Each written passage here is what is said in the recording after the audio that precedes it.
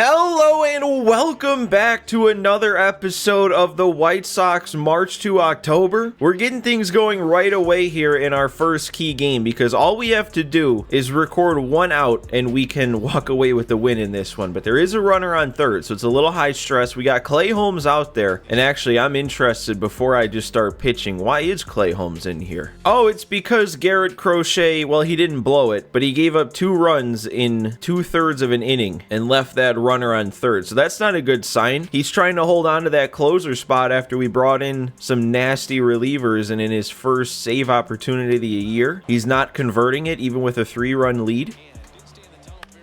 And I'm really, come on, man. This was supposed to be a quick 1-out finish this first key game right away, but no. I'm extending it. That is really not a good way to continue on from last episode, because last episode was frustrating all the way through. We got walked off on opening day, and then I went on about a 12-minute rant about why I'm upset about the rosters, which, by the way, I feel like I should say sorry for that last episode. I had to get that all off my chest. There was a lot of frustration with the game and how they had automatically set my rosters going into year 2. So I got all that off my chest. I don't need to complain about it anymore. We can focus on what we're actually here to do, which is win baseball games with the team that's put on the field. And I guess so far in this episode, we're not really doing a good job of that. But there we go. All right, at least we punch out the next guy. We don't lose it here, but now we're heading to extras. Oh, and right away, base hit. I'm sending him. That's hit weak enough. Yeah, that's an easy run. 1 pitch in extra innings, and Luis Roberts giving us the lead. Even though the team as a whole so far is not off to a good start this year, Luis Robert is. And then Garver's going to ground into the double play. Virtually the same pitch, almost the same contact even. It's just that one was hit to a different spot. Oh my god, and I'm missing a high circle change. All right, well, at least we drove in the go-ahead run, but it would have been nice to add on some insurance. Our bullpen's got kind of used up in this one so far, so I'm going to stick with Clay Holmes and hope he can just get the job done here. Okay, that's not ideal, moving the runner up to third. At least we get an out, though. We need like a strikeout or something, or a pop out. And that's not quite what I had in mind. That's going to be way too deep. Yep, not even going to be close at home. And I mean, another quick out. He got through the inning quick, so I don't know. I might even leave Clay Holmes in for the next inning too. Ooh, and we're facing Mason Miller, although I think this is current Mason Miller, so we don't have to worry about that outlier fastball or a high rating at all. He's only a 70. Oh, I got around on that. That is such a good swing. I am going to be able to move up to third though, right? Yeah, at least it's a productive out. You know what? I also just realized, and I just changed it, but my inner PCI, for some reason within this March to October, has been stuck to like the basic when I normally have the wedge, and I even went into my settings, changed it to the wedge, and it was still basic. So hopefully changing it now in the game keeps it that way, but I'm used to the wedge. I like the wedge. You can't go. No, it stayed in the zone. Come on. That was not, oh, that's bad. You got the runner on third, you got 1 out. You got to make contact. You can't go down looking. Oh, I went first pitch swinging. He's not going to have enough behind that. Yeah, this is all of a sudden not looking good. I mean, Clay Holmes does still have a lot of energy. It probably makes the most sense to leave him in. It's either him or it's 72 overalls. That's going to stay in play, right? Garver? That's a long way to go for it. What a play. Oh, what a spot, Holmes. I mean, you couldn't have just done this in the 10th inning when we actually scored a run.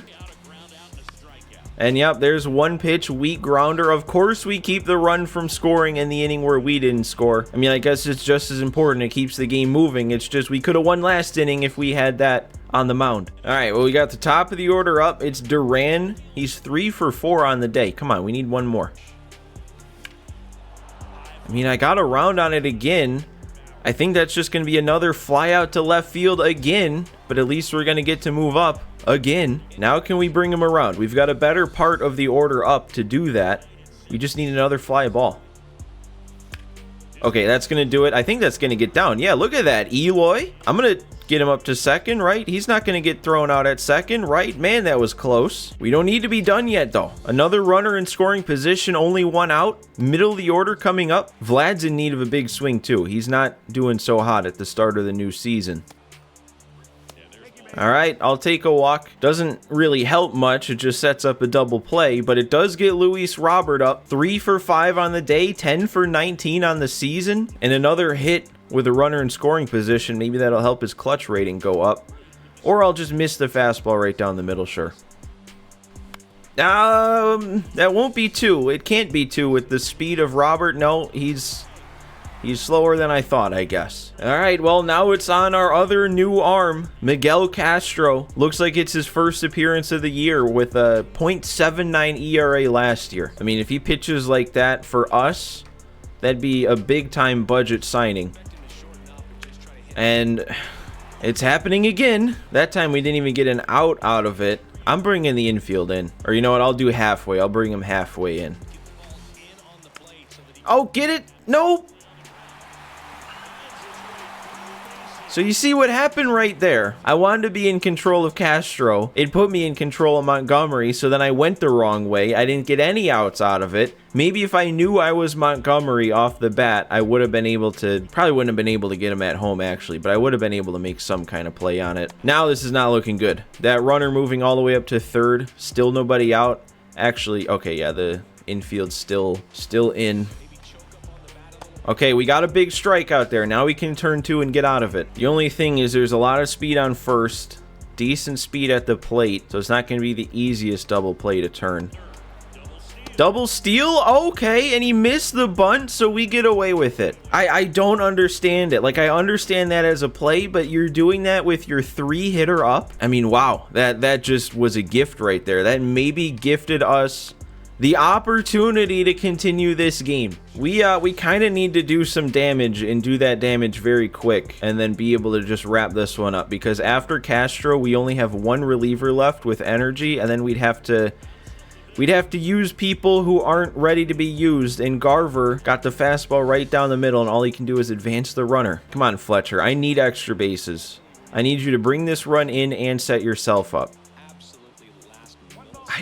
You can't score on that. You think that is the ticket to score a free run, but that's 2 times in this game that I haven't been able to go because you know you're just going to get thrown out. It's really the circle change right now. That's the pitch that's getting me.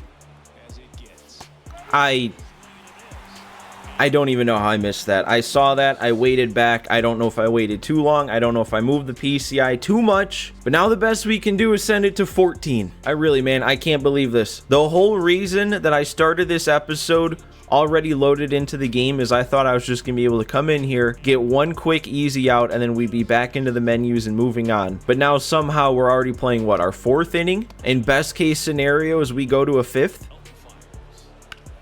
Why is Vaughn there? I mean, it works. We do have to bring the defense in, though, with that winning run over on third. They're trying to bunt again. Are you kidding me? Oh, we needed that called. Oh, no. Oh, what a pitch from Castro. All right.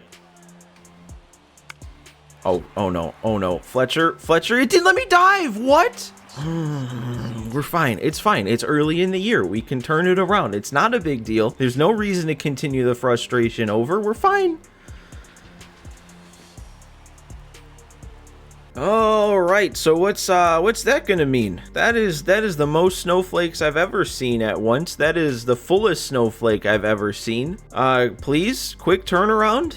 You want to be nice to me, game? I have a feeling you don't. Sure, break up the losing with some scouting talk. We actually have a lot of money in the scout budget to upgrade. We actually do have a lot of money in the scouting budget to upgrade. If we fire Benny Donovan with that $11,100 in budget remaining, that'd be $97,800 we can spend. So that'd be everybody from Jimmy Chacon down. Although I'm pretty sure this name is not somebody we had last year. I don't think Gino Kazarian was one of our scouts. So honestly, I might replace him before I replace Donovan. Even if Donovan's efficiency's low, at least he's good at scouting. what he can scout. Actually, you know what I'll probably do is I'll probably replace Kazarian with somebody who costs the same. So if I replace Kazarian with Randy Law and we get somebody with high efficiency, high pitcher scouting, that would cover that. So let's go ahead and do that right now.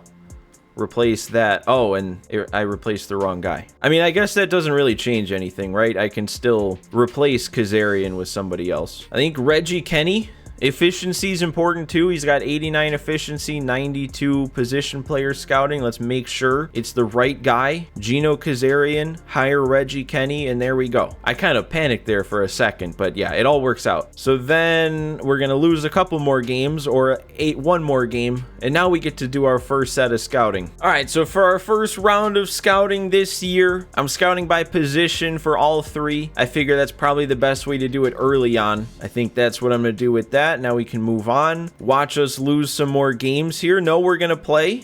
Man, that snowflake didn't go down at all. I don't know how many games we lost, but I do feel like I've noticed in the past, and normally it's with positive momentum, but whenever the CPU like stops the sim and brings you into a different screen, it's almost like the last game's worth of momentum didn't go away. So in our case, stopping a couple times there kind of hurt us because our snowflake still stays pretty big.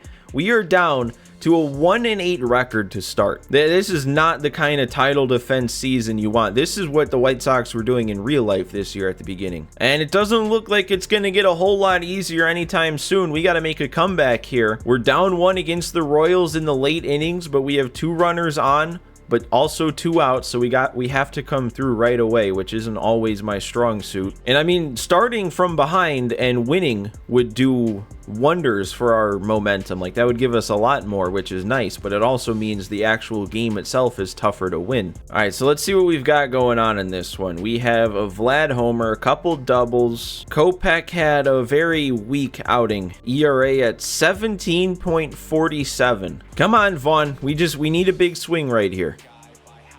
And we got it.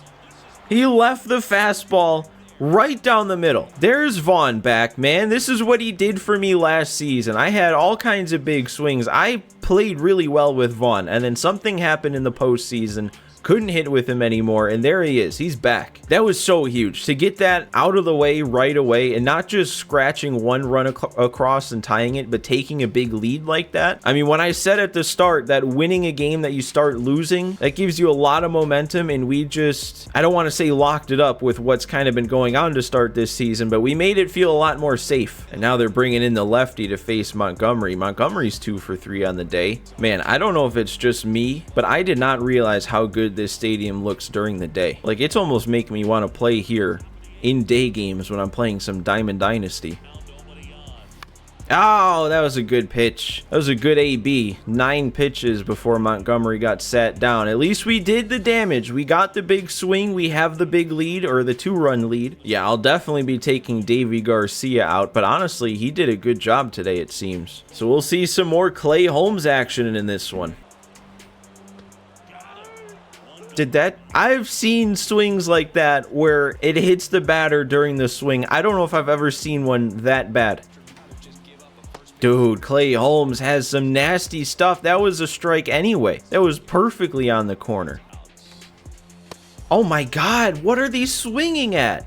They're swinging at my mistakes. That was an insane inning from Clay Holmes to strike out the side. Look at this. Look at that hit him. Oh my God, come on. Come on. You can't hit line drives anywhere near third base this year. Benintendi?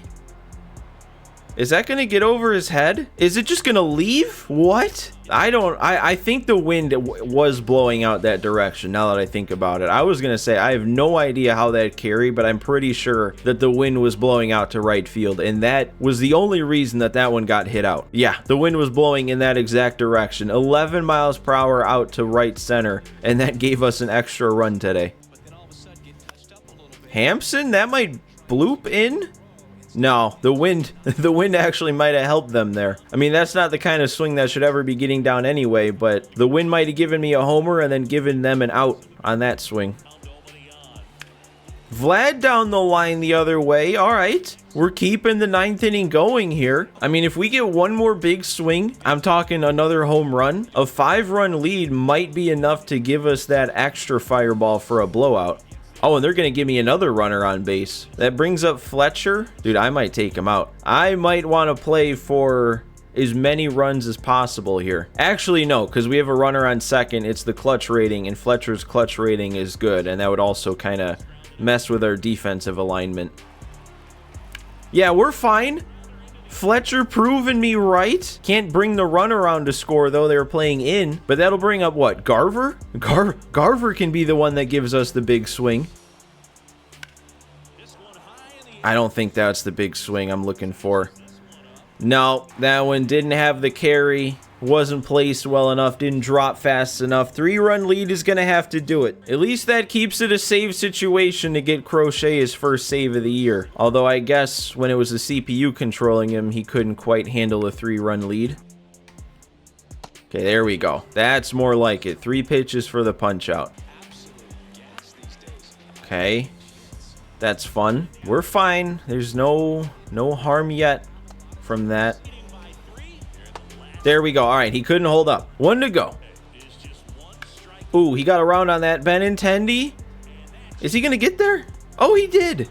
I did not think he was going to get there. So there we go. Our first win. My first win in control of this team this year. And oh, we did. Wow, they gave me a lot. I was kind of thinking, since we were only down 1 and we had the situation we had, I thought it was only going to be maybe 4, maybe 5 if the game was generous. We get 7 momentum fireballs. And hopefully that's going to be enough to like bring this back to neutral. Oh, that snowflake is...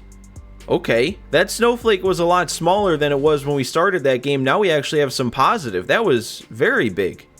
Come on, win this series against the Twins. Now we're on to the Red Sox, and we get a chance to play ourselves with a Colson Montgomery player lock. All right, getting that done early this year. And it just dawned on me that all the losing and the scouting stuff in between the first and second game sidetracked me from showing you guys my trade management setup. There's really not a whole lot to it. There's not a lot of holes we have to fill on this team. So I pretty much just set our positional needs for what I ended up targeting. Team needs, I just selected prospects, and I'm only targeting 3 players. I'm targeting 2 center fielders. Jake Myers is just kind of a backup. He'd be the Estevan Florial replacement, just a better version of him. And then these other 2 are just kind of like low to middle level prospects. You got Groshans here at a B potential, 25 years old. Victor Mesa, a couple years younger, a little better, but a C. I figure both of these guys could be candidates for fast tracks or call-ups, and them with a +6 boost to their overall, that would change what they're going to turn into a lot. So maybe we could trade for them at a cheap price and turn them into something better. I also didn't fill that last spot because the only other thing I'm targeting is like starting pitcher prospects, and there's not really one specific I have in mind, so I'll just let the CPU handle that. Hopefully they find somebody. When it comes to who I'm shopping around, it's, well, I don't know. So you have D. Sclafani as one of the auto signings. He's going to be stuck in AAA all year. We have no use for him, but at a 74 overall, maybe he has some value. Also, Davy Garcia and John Brebbia, they're both guys that got automatically put on our major league roster that I don't want. So I have them on here to trade away. I didn't put Estevan Florial on this list, even though